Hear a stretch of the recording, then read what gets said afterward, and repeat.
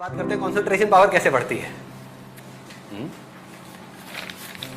कहते हैं जब पढ़ाई करते हैं तो अगर पीछे आप कोई म्यूजिक ऑन कर लो तो पढ़ाई में ध्यान लग जाता है। ऐसे ही करते हो, लोग करते यही हैं लेकिन अनजाने में करते हैं। मैं आपको उसके पीछे लॉजिक बता रहा हूं कि रीजन क्या है और कैसे काम होता है। इंस्ट्रूमेंटल म्यूजिक अगर आप प्ले करोगे और उस इंस्ट्रूमेंटल म्यूजिक में भी बीट्स बहुत ज्यादा नहीं है, धांधू नहीं है, बेस ज्यादा नहीं है, तो आपका ध्यान पढ़ाई पे लग जाएगा। सॉफ्ट म्यूजिक, इसके पीछे लॉजिक क्या है कि वो ध्यान आपका जो 50 जगह पे चल रहा था वो वहां से हट करके एक जगह पे आ गया।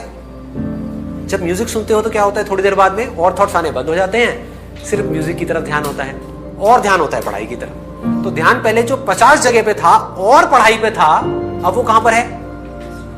एक जगह पर है, यानी कि म्यूजिक पर है और पढ़ाई पर है। दो जगह पर आ गया। तो अगर ध्यान दो जगह पर होगा उस ध्यान की पावर ज्यादा होगी, या ध्यान 100 जगह पर होगा उसकी ज्यादा होगी? दो जगह पर होगा। अब इस साउंड में देखो क्या होता है। इसमें तो ना कोई बीट्स है, ना कोई लिरिक्स है, कुछ भी नहीं है। जब आप बैठोगे पढ़ने के लिए तो क्या होगा, आपका ध्यान पहले तो हर जगह से हट करके इसकी तरफ आ जाएगा। होता है ऐसा?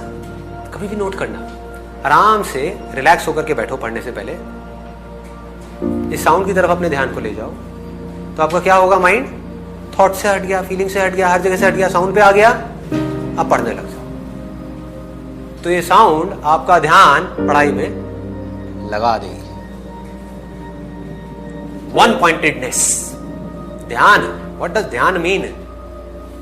कंसंट्रेशन, अटेंशन, जब वन पॉइंटेड हो जाए। हमारा ध्यान अभी कैसा है? भटकी हुई है ना। बिना इस साउंड के हमारा ध्यान कैसा है, समझने की कोशिश करो।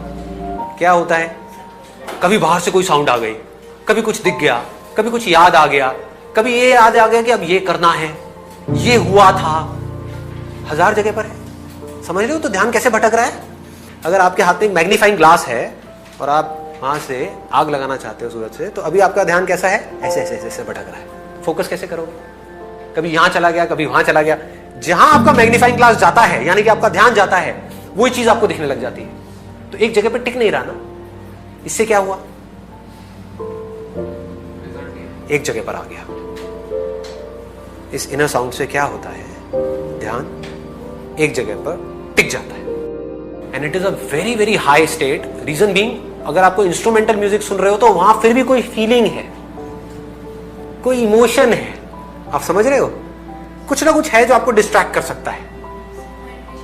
ये बिल्कुल ही खाली है, जिसको बुद्धिज्म में एम्प्टीनेस बोलते हैं, शून्यता, जीरो।